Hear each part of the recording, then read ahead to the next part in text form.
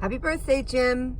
I thought it might be fun for you to take a little tour down memory lane in your little town of Sugar Notch. Things have changed a lot, but I think there's enough things to look at and see and have some fond memories of.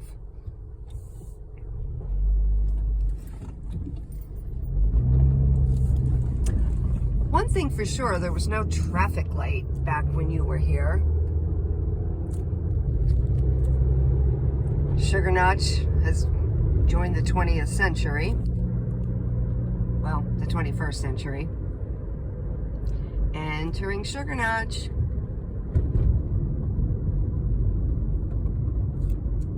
And there we are.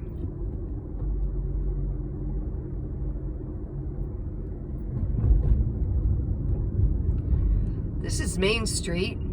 Doesn't look very different. You might remember some of the houses here. These are called company houses, if you recall. That's where the coal miners used to live. I believe this was a store. Let me slow down. I'm going to be coasting by the side of the road, so hopefully I won't get arrested. This first stop here is St. Peter and Paul's Church. We fondly refer to as Lithuanian Church. I believe this would be the church that your mom attended. Had many, many fun bazaars here, and they were most famous for their blinis. Going further down the road here,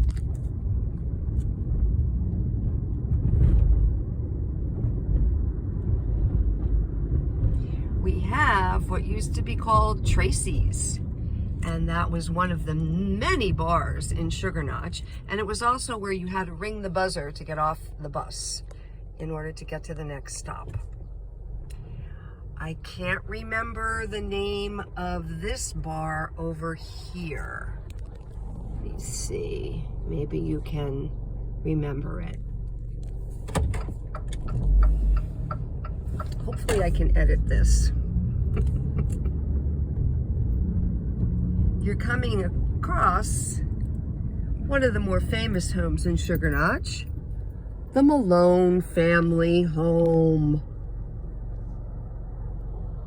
Still occupied by the Malones. And if you remember, right across the street from the Malones was a store called Nora's. And there's Nora's store right there. You may as well take a quick look at the Convery house, where the Converys lived, and the Miller house, and Clark. Oop. And I better not forget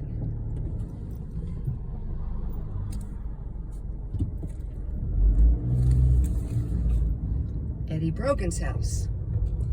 And then, of course, the birthplace of James Riley, 683 Main Street. I have some other pictures of it. And he didn't have too far to walk to get to our beloved St. Charles Church, where he attended church, where he was an altar server, and had to walk only a little bit further up the hill to the school, which unfortunately it's no longer there, but there is the convent where the nuns lived. And then they would walk right across and teach us little kids. We're gonna go up this hill, which is called Chestnut Street.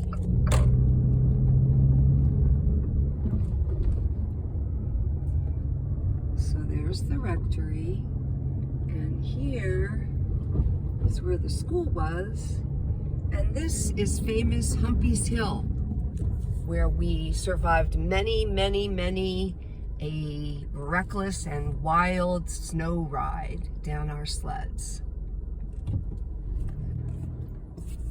This is now Broadhead Avenue. It's quite nice up here. We have a lovely park for the kids.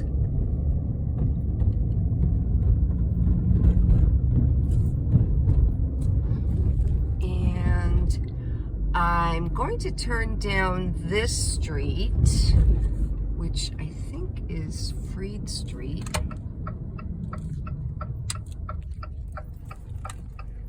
I'm gonna have to edit this. And, oh, I think Miss Durkin lived there, I think.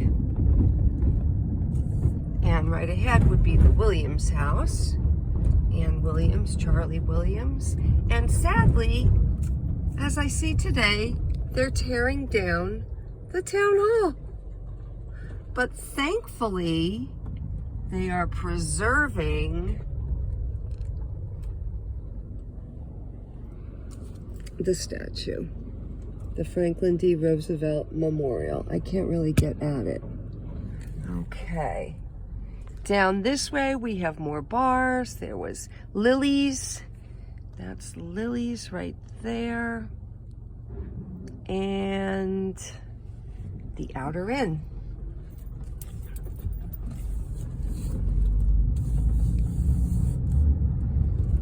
Continuing on Main Street, we have Mary Riley's. We have Oak Street. And numerous houses here. The Pascos, the Frankoviches, the Gaduskis. I'm not sure who else. The Mullins. A lot of these people are still here. And then we're coming up to Holy Family Church. Oh, yet another bar. That used to be called The Brick. We have the Vides, the Schmitz, the McDades, and of course, the world famous Gassy, the gas station. Well, oh, Dr. Bobek's office. That concludes our tour of Sugar Notch. I'm hoping that I can edit it to make it more interesting to look at, but I did my best. That's Dr. Bobek's. And, oh, and there's the Lenahan's house down that way. And again, a better view of the Gassy. So, I hope you enjoyed this little video. I hope I can make it work for you. Happy birthday from the little town of Sugar Notch, where you were born and raised and greatly missed. Love you, brother.